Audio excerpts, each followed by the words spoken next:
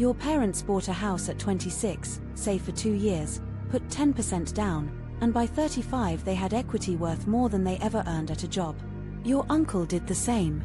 Your dad's friend Jeff did the same. The neighbor did the same.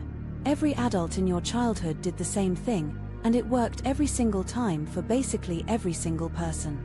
Right now, only about 27% of Gen Z adults own a home. The share of first-time buyers just dropped to a record low of 21%. And the typical age of a first-time buyer just hit an all-time high of 40 years old. The median age of all US home buyers in 2025 is 59 years old. 15 years ago it was 39. Same country, same concept, 20-year gap, and suddenly home buying aged by 2 decades. So the question is not why can't Gen Z just save harder? That question assumes the system is the same and the people are lazier. That's the wrong frame entirely. The real question is what actually changed in the machine, and why does the same behavior now produce a completely different outcome? That's what this video is about. We're going to explain how the housing machine works, why it rewarded your parents automatically, and why it is now structurally mechanically hostile to anyone who doesn't already own something. Not because of avocado toast, not because of laziness, because of how the incentives changed, who controls the inputs, and what happens to people who arrive late to a system that was already running without them. The metaphor I want you to keep in mind throughout this video is an escalator. Your parents stepped onto an escalator. It moved up. They stood there, barely did anything extra, and arrived at the top with equity, with wealth, with options. The escalator did most of the work. The only requirement was stepping on. Gen Z showed up to the same building, looked for the escalator, and found a wall. The escalator still exists. It's still running, but the entrance has a price that keeps going up faster than your paycheck does, and the people already on it are blocking the door because they don't want more weight on the machine.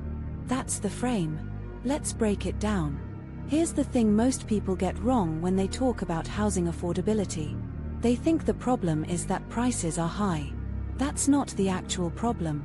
Prices have always been high relative to what felt comfortable.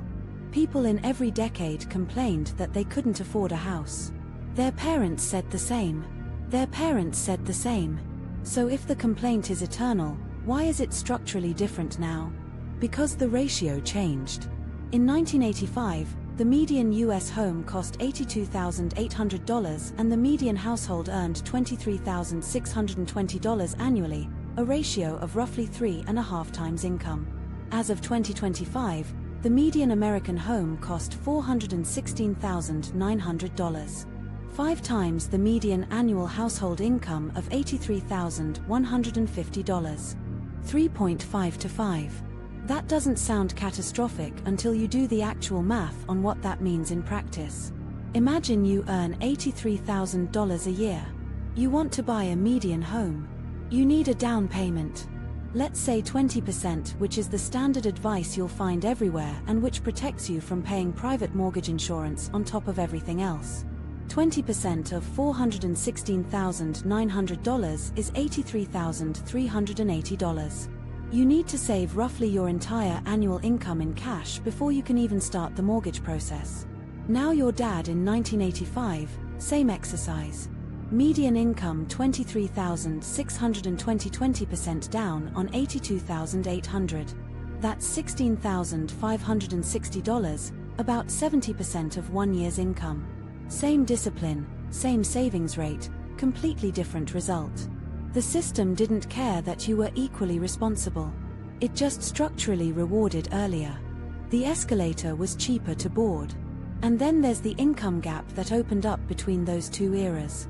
Nationally, median single-family home prices rose by nearly 48% between 2019 and 2024 at more than twice the rate of median income, which rose by 22%. So, in just 5 years during the pandemic, the gap between what you earn and what a house costs accelerated dramatically. Home prices almost double the rate of wage growth in half a decade. That's not a blip. That's a structural divergence. The salary needed to buy a home doubled from 2017 to 2025. Doubled in 8 years. Your salary did not double almost certainly. Now, you might be thinking, okay, but mortgage rates were insane in the 80s, like 12%. Isn't that just as bad? The 30-year fixed mortgage rate was 12.4% in 1985 and is 6.8% in 2025. That part is true. High rates in the 80s did add to the monthly payment. Fair point. But here's the thing people miss when they use that argument. In the 80s, when rates were high and prices were lower, if you bought the house and rates dropped over the next decade, you could refinance. You lock in a lower payment later. The asset appreciation also happened on a base that was more proportional to income. So, even at high rates, your equity built faster relative to what you'd paid. In 2020 to 2021, the opposite happened. Rates hit around 3%. Everyone rushed in, prices exploded, then rates doubled, and now you're looking at 6.8%, 8% on a $417,000 home, which means your monthly payment before taxes and insurance on a 30-year mortgage is roughly $2,300. You need to earn $112,000 to afford the median-priced U.S. home, roughly $25,000 more than the median U.S. income. So, the median income doesn't qualify you for the median home. That's not a marginal issue. That's a structural breakdown. The product the system is supposed to deliver, a home for the average working adult, no longer delivers to the average working adult. The system is running. The escalator is still moving, but the entrance fee is calibrated for people who already rode it once and are now selling their equity to ride again. Let me give you the escalator math in one concrete moment, because this is where it gets really uncomfortable. Imagine two people, we'll call them David and his son Marcus. David bought his house in 1994, $350,000 in a decent suburb. He put $35,000 down, 10% on a salary of $52,000 a year. High but manageable. His house appreciated steadily. By 2008, it was worth $480,000. By 2021, it was worth $720,000. Today, it's worth roughly $850,000. David did not pick stocks. David did not start a company. David did not do anything sophisticated. He stepped onto an escalator and the machine did the work. Now Marcus, 26 years old, good job, earns $78,000 a year in that same city. He wants to buy a home. A comparable house in that suburb is now $900,000. 20% down is $180,000. Marcus takes home around $54,000 after taxes. After rent, food, transport, student loan payments, he saves maybe $9,000 a year. To save $180,000 at $9,000 per year takes 20 years. Marcus will be 46. Now during those 20 years, the house that cost $900,000 today, what does it cost in 20 years? If it appreciates at the same average rate it appreciated for David, roughly 4.5% annually, that $900,000 becomes $2.1 million. Marcus is 20 years older, has saved $180,000 and now needs $420,000 to put 20% down on the same house. He never closes the gap ever, because the thing he's saving to buy is appreciating faster than he can save. The escalator is moving upward faster than he can climb the stairs next to it. That's the trap. And it's not a trap anyone designed. It's what happens when an asset class becomes simultaneously a living space, a retirement vehicle, and a speculative instrument all at once. Let me tell you about the 3 ways the housing machine changed, because I want to be precise here. People oversimplify this into one cause. It's not one cause. It's 3 structural shifts that happened in sequence, compounded each other, and locked people like Marcus out permanently. Shift 1. Housing became a financial asset, not just a shelter asset. Up until roughly the 1980s and 90s, a house was where you lived. It appreciated, sure, but it wasn't the primary mechanism through which middle-class families built wealth. The stock market, savings, business ownership, those were the wealth builders. The house was the stable floor. Then something changed in the psychology and in the incentives. Tax policy rewarded home ownership, the mortgage interest deduction, the capital gains exclusion on primary residences, the ability to borrow against equity, zoning laws restricted supply in desirable areas, and decades of consistent appreciation trained the entire culture to believe that buying a home was not just a lifestyle choice, but a guaranteed investment. Once enough people believe that demand became structurally inelastic, people don't stop wanting houses when prices go up. If anything, they want them more because they fear being priced out. An asset class where demand increases with price is an asset class that has transformed from shelter into speculation. It just takes several decades for everyone to notice. Shift 2. The inventory problem.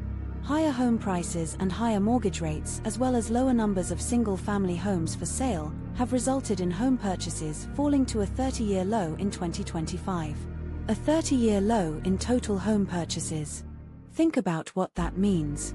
During a period where there are more young adults wanting to buy homes than at almost any point in recent history, the number of actual transactions has created. Why? Because of something economists call the lock-in effect. Your parents and your aunt and the neighbor and David, they all bought their homes when rates were 2.5 to 3%. Now rates are close to 7%. If they sell, they lose their 3% mortgage. They have to take out a new mortgage at double the rate on a house that costs the same or more. So, they don't sell, they stay. The supply of existing homes for sale barely moves. And what little inventory exists gets competed over by an enormous wave of demand from people who've been waiting years to buy. This is the escalator getting jammed. The people on it don't want to move off. The people off it can't get on. The machine just stops processing new passengers. Shift 3. Who's actually buying? Real estate investors, both individual and institutional, bought 1/3 of all single-family residential properties sold in the second quarter of 2025. That is an increase from 27% in the first quarter and the highest percentage in the last 5 years. Now, I want to be careful here because this is where the narrative gets political and people say things that aren't exactly accurate. The Wall Street is buying all the home story is mostly a myth when you look at the actual data. Large institutional investors defined as those owning over 100 homes own 3% of the single-family rental stock nationwide. So it's not Blackstone eating up every house. It's small investors defined as individuals with fewer than 11 properties who dominate. Your landlord, your neighbor who owns 4 rentals, the guy who turned his parents' house into an Airbnb, small individual investors operating across millions of transactions. The problem isn't the villain. The problem is the incentive. When a single-family home becomes more attractive as a rental investment than as a primary residence purchase because buyers can't qualify at current prices and rates, more of those homes flow to the investor class instead of the first-time buyer class. It's not personal, it's just where the math points. Investors raise rents at 60% higher rates than the average increase when first acquiring the property. And higher investor share in a neighborhood is correlated with faster rent increases for non-investor landlords. So, the rental alternative, the thing you're supposed to do while saving for a down payment, also gets more expensive as more homes float into the investor pool. The two escape hatches feed each other. You can't afford to buy. More homes become rentals. Rent goes up. You have less to save. You still can't afford to buy. Repeat, tenor. I want to pause here and talk about the psychological dimension of this because it matters more than people acknowledge. There's a concept in behavioral economics called the anchor. When you see a price, your brain treats it as a reference point. Everything you evaluate afterward gets compared to that anchor. Your parents anchored their understanding of housing affordability in the 90s and early 2000s. Their intuition about what a house should cost and what sacrifices are normal to make to own one was calibrated in a market that was structurally different. When they tell you to save harder, they're not being malicious. They're giving you advice that genuinely worked inside the system they inhabited. They stepped onto the escalator and it moved. They're telling you to step onto the escalator. They don't fully register that you're standing in front of a wall. The cultural inertia here is enormous. The advice keeps circulating. Buy a house, build equity. That's how you build wealth. Because it was correct for decades. It was the most reliable wealth-building tool available to ordinary people. A 3% mortgage on a house that was going to double in value over 30 years. That was better than most investments. It rewarded patience and stability with compounding wealth. Both generations are still unfortunately tracking behind their parents at the same age, with high housing costs and economic uncertainty continuing to stand in the way. At age 30, 33% of millennials were homeowners compared to 42% of Gen Z and 48% of baby boomers. The generation before Gen Z, the millennials, already experienced a degraded version of the escalator they got on later. They got on with more debt. They got on with smaller homes. Gen Z is looking at the millennial experience and realizing that even the degraded version is no longer clearly available. Why you're finding this useful? Subscribe. I'm tracking these systems so you can see what's actually happening before everyone else figures it out. Now, here is the part most people stop before they get to, and it's the most important part of this whole conversation. The problem is not that housing is expensive. The problem is that housing being expensive makes everyone who doesn't already own housing systematically poorer every single year, while making everyone who does own housing systematically richer every single year, completely independently of effort or productivity. Think about what that means for the long run. Baby boomers have a home ownership rate of 79.9%. Gen Xs are at 72.7%. These generations, most of them own the appreciating asset. Every year the asset goes up, they accumulate wealth through a mechanism they don't have to do anything to maintain. They just own it. The wealth arrives automatically. Gen Z home ownership sits at 27.1%. Nearly 3/4 of Gen Z, the youngest adult generation in the workforce, owns none of the primary wealth-building asset in America. They are structurally watching wealth accumulate for the people who already have it while paying rent to fund the appreciation of an asset they don't hold. The escalator metaphor gets really dark here. It's not just that some people are on the escalator and others aren't. It's that the people not on the escalator are functionally powering it. Every rent check is a transfer of wealth from someone who doesn't own a home to someone who does. And if the home is appreciating, that transfer is accelerating. The gap compounds. This is what I mean when I say Gen Z won't buy a house the way their parents did. It's not just that it's hard. It's that the entire structure of the transaction has changed. The equation has three parties now: the buyer, the seller, and the asset itself. The asset is playing for the seller. Let me give you a concrete mini case study to make this tangible. Imagine someone named Jordan, 24 years old, just got a job in a mid-sized city, not San Francisco, not New York, somewhere reasonable, earning $65,000 a year, good income for their age by most measures. Jordan has student loans, let's say $42,000 remaining. Monthly payment around $450. Jordan rents an apartment for $1,400 a month. Take home after taxes roughly $45,000 a year or $3,750 per month. Rent, $1,400. Student loan $450. Food, transport, phone, utilities $800. That's $26.50 per month in fixed or near fixed costs. Remaining roughly $1,100 a month or $13,200 per year. Savings for down payments. Let's say Jordan puts 60% of that remainder away. About $7,900 a year. The median home in this city costs $450,000.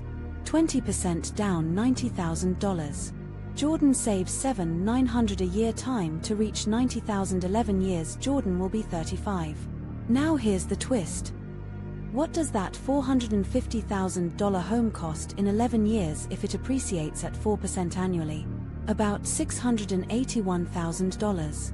New down payment needed $136,000. Jordan has $90,000 saved. Jordan needs to start over or compromise dramatically on what they buy or get family help or move to a cheaper city or take on another income stream entirely. More young people are finding ways to buy despite high prices and mortgage rates, often by purchasing smaller homes, moving to more affordable metros or leaning on family help. About 1 in 5 millennials who recently bought a home received a cash gift from family to help with their down payment, as did about 14.8% of Gen Zers. Roughly 1 in 5 recent buyers of both generations sold stock investments for their down payment, and 13% pulled money out of retirement funds early. So the people who are buying a significant fraction of them are essentially front-loading generational wealth transfers. Parents giving cash gifts, pulling from retirement savings, liquidating investment portfolios. This means the housing market for first-time buyers is increasingly a market of inherited advantage. The young people who can buy it are disproportionately the ones whose parents already rode the escalator, accumulated equity, and can now hand some of it forward. The escalator literally pulls up the people already on it and makes their children more likely to board the next version of it. And the people whose parents never got on the escalator, whose parents rented their whole lives, accumulated no equity, have no cash gift to offer, they face the full unassisted math problem that Jordan faced, and the math doesn't solve. Here is the "you think X is the problem, but actually Y is the problem" moment I've been building to. Most people think the problem is that homes are too expensive. The actual problem is that the entire value system around home ownership has been captured by a single feedback loop and nobody has a real incentive to break it. Think about who benefits from high home prices. Existing homeowners, that's roughly 65% of American adults benefit. Their net worth goes up. They are not complaining. Lenders benefit. Higher prices, bigger loans, more interest paid over the life of the mortgage. Not complaining. Real estate agents benefit. Higher prices, higher commissions. Not complaining. Local governments benefit. Higher property values, higher property tax revenue. Not complaining. Construction companies that build luxury and move-up housing benefit more than those building entry-level homes because margins are better. Not really complaining. Now, who suffers from high home prices? Renters, young people, first-time buyers, the poor, people in growing cities who arrived after the prices moved. What percentage of voters are they? Lower. What's their political and economic leverage? Lower. When you map the incentives, there is no powerful constituency with both the interest and the power to structurally reduce housing prices. Every proposal to increase supply, reduce zoning restrictions, or build more affordable units runs into the organized, politically active, financially invested opposition of people who own homes and do not want their primary wealth asset to drop in value. I'm not attacking those people. I would do the same thing in their position. Rationally, you protect your largest asset. That's just incentive following behavior. But the aggregate result of millions of people rationally protecting their wealth is a machine that systematically blocks new entrants.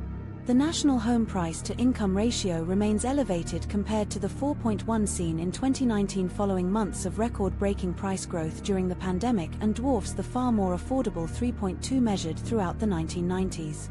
3.2 in the 90s, 5.0 today. That's the escalator getting faster while the entrance fee doubles. If you think that's going to reverse substantially because of anything other than a dramatic prolonged economic crisis, you should look at the incentive map again. Comedic cutaway. Imagine a city council meeting. Local residents opposing a new apartment building. The building would add 300 units of housing in a walkable neighborhood. Residents are furious. It'll ruin the neighborhood character. The neighborhood character is a $600,000 starter home. But okay, it will increase traffic. 300 apartments. You know what else causes traffic? 300 households all owning cars because there's no density to justify public transit. Property values will fall. There it is. That's the whole argument. Property values might fall. Not this building is dangerous. Not this violates code. Property values might fall. The quiet part is now just the whole part. All right. So, where does this leave Gen Z specifically? Because I don't want this to be a 45-minute lecture on macroeconomics with no practical framework. Let me get specific. Gen Z is going to interact with the housing market in 3 fundamentally different ways than their parents did. And if you understand these 3 ways, you can actually make good decisions instead of just waiting for the market to behave the way it used to. Way 1, the geography arbitrage. The assumption embedded in buy a house the way your parents did is that you buy in the same place you work in the same type of market at a similar stage of life. That assumption breaks down when labor markets go remote.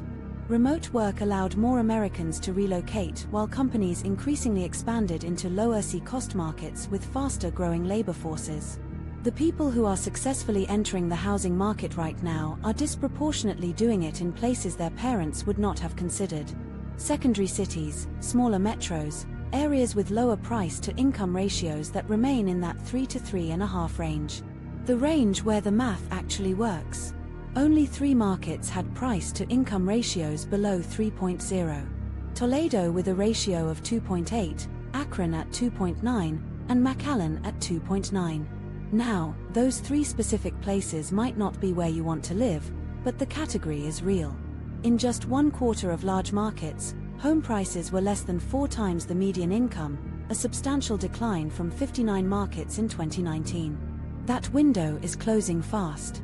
The arbitrage between expensive metros and affordable ones is being compressed as remote workers arrive and prices normalize upward, but it still exists. And if you're willing to be early to a market that hasn't fully repriced yet, you can still find something close to what your parents experienced numerically. The key insight: your parents didn't choose their city because it was optimal. They chose it because the job was there. If the job is now your laptop, the city is now a financial decision, not a logistical one. Optimize accordingly. Way 2. The ownership structure shift. Your parents bought a house and lived in it. Full stop. One asset, one use, personal consumption. The version of that model that works in today's environment looks different. More people are house hacking, buying a small multi-unit property, living in one unit, renting out the others, and using the rental income to cover or substantially offset the mortgage. Let's run the math simply. You buy a duplex, $450,000 total, mortgage payment at 6.8% on a $360,000 loan with $90,000 down, roughly $2,300 a month. You rent the second unit for $1,400 a month. Your effective housing cost $900 per month. Compare that to renting an equivalent unit on your own for $14 to $1,600. You are now paying less to live there than you would pay to rent somewhere worse, while simultaneously building equity and having the tenant pay down the majority of your mortgage. This is not your parents' model, but it's the model that works with today's numbers. The machine didn't break. It just changed what configuration you need to operate it successfully. Way 3. The decoupled investment strategy. Here's a counterintuitive one. You think you're losing if you rent and invest in index funds instead of buying a home. That's not necessarily true, and it depends heavily on the specific market, the specific time horizon, and what you do with the money you would have put into a down payment. America's median home price to income ratio has risen from 3.5 in 1985 to 5.0 in 2025. That means future appreciation needs to come from an already elevated base. The returns your parents got from housing were partially a function of buying at 3 to 3.5 times income and watching it go to 5 times income. That specific re-rating of the asset is probably mostly done. Meanwhile, the S&P 500 historically returns around 10% nominally per year over long periods. If you took the $90,000 down payment, instead of locking it into an illiquid asset with 6% mortgage debt on top, and put it into a diversified index fund, compounding at 8% real return over 20 years, you'd have $420,000. That's not a prescription. That's not me saying renting is better than buying. It's me saying the comparison is not as obvious as everyone pretends it is. And the era where buying was clearly superior to renting and investing was the era of 3% mortgages and 3.5 times income price ratios. That era is over. The escalator has a different boarding price now. You have to decide if the ticket is worth it in your specific market at your specific income level, not because your parents did it, because the math says so. Comedic carway number 2. A conversation I've seen in every personal finance forum approximately. Person A, should I buy or rent? Person B, buy, you're just throwing money away renting. Person A, but the house costs 6 times my income and rates are near 7%. Person B, yeah, but at least you're building equity. Person A, for the first 8 years of a 30-year mortgage, almost the entire payment is interest. Person B, at least it's yours. Person A, the bank owns 80% of it. Person B, have you considered the kitchen renovation potential? Now, I want to talk about something that doesn't get discussed enough in these conversations. The psychological cost of the delay and how it shapes financial behavior in ways that compound the problem. When the escalator is visibly moving, but you can't afford the entrance, one of three psychological responses tends to kick in. Response 1, resignation. I'll never own a home. This leads to overconsumption in the present. If I can't build wealth through housing, why save aggressively? Might as well spend. This is rationalish in the short term and catastrophic in the long term because it eliminates the capital you need for alternative wealth building strategies. Response to obsession, I will sacrifice everything to get on the escalator. This leads to misallocating savings into a single illiquid asset in a market where the risk-adjusted return is no longer as compelling as it once was. People saving for a down payment for 10 years while keeping money in a savings account earning 3% are watching their down payment target move faster than their savings. Response 3, and this is the one that actually works, recalibration. Understanding that the housing machine now operates under different rules and engineering your financial life around the new rules rather than the old ones. What does recalibration look like in practice? First, you stop treating home ownership as the singular definition of financial success. The asset class is real. The wealth building mechanism is real, but it's not the only one. And in many markets right now, it's not the best one relative to the capital required. Second, you take the mental energy you were spending on frustration about housing and redirect it toward building the income base that makes all options more viable. While home prices have risen strongly, wage growth hasn't kept up, widening the home affordability gap. The gap is a wage problem as much as a price problem. If your income doubles, the math on housing changes dramatically. Your leverage over the system is your income, not your frugality. Third, you make geography a real variable. This is probably the highest leverage decision available to most young people right now. The difference between buying in a 5:1 price to income market versus a 3:1 price to income market is not marginal. It's the difference between a solvable math problem and an unsolvable one. The gap was highest in San Jose with prices more than 12 times the median household income, a record high across large markets, followed by Los Angeles at 10.8 times, San Francisco at 10.5, and Honolulu at 10.3. 12 times income. If you're in San Jose earning $120,000 a year, a reasonable income for that market, the median home costs $1.40 million. That's not a savings problem. That is a structural impossibility for anyone without existing capital. And yet, people stay. People stay in those markets, rent $3,500 a month, watch prices climb, feel like failures for not buying, and double down on a market that has mathematically priced them out permanently at the income level available to them. The geography insight is simple. The escalator still exists in some places. It's just not in the places everyone assumes it is. Let me go one layer deeper because this is where it gets really counterintuitive. One of the things Gen Z is actually positioned to do that previous generations couldn't is build non-housing wealth earlier and at scale and then use that wealth to buy housing on their own terms later, a different stage of life and with different negotiating power. Think about the 401k from your employer, the index fund with 8% historical returns, the side income from something digital that scales without proportional time input, the high-income skill that lets you negotiate remote work and live somewhere with a 3-to-1 price-to-income ratio. These are not consolation prizes. They're genuinely competitive alternatives to the housing escalator, especially over a 15 to 20-year time horizon if deployed correctly from your mid-20s. Here's a real comparison. Person A puts $90,000 into a down payment at age 27 and buys a $450,000 home.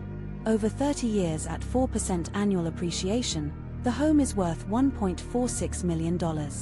They paid roughly $828,000 total in mortgage payments minus the original equity. They net roughly $530,000 in pure equity gains.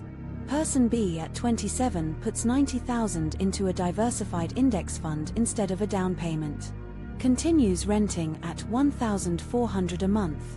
Puts the equivalent of a mortgage payment minus rent, let's say $900 additional per month into the index fund. Over 30 years at 8% annually, that account grows to approximately 1.7 million. Person B also rented the whole time. Rent versus equity is a real cost. Let's say they spent an average of $20,000 per year in rent over 30 years. That's $600,000 out of pocket that didn't build equity. But they also had flexibility. They moved when their income grew. They kept their capital liquid and deployable. They never had a year where a roof repair ate their emergency fund. The point is not that renting is better. The point is that the arithmetic is not as lopsided as it was in your parents' era. And acting like the escalator is the only path to wealth is a cognitive error that costs people enormously in either direction. They either give up entirely or they over-sacrifice to board a machine that isn't running as fast as it used to. Now, let me address the really uncomfortable truth that underlies all of this, because there's a dimension to this story that most financial commentators skip. Either because it's politically inconvenient or because it makes the whole conversation feel hopeless. The housing wealth gap between generations is at its core a compounding advantage problem. High housing costs are a bigger obstacle for young people than older people because they're less likely to already own a home, meaning they can't use equity to purchase their next house. The people on the escalator use their equity from house 1 to buy house 2. Their children inherit that equity or receive gifts funded by it. The asset appreciates and passes wealth forward through generations. The people not on the escalator pay rent that funds the appreciation of others' equity, cannot use equity to purchase, receive no transfer from parents who also didn't build equity, and start each decade further behind. This is not a Gen Z versus Boomers argument. It's a compounding systems observation.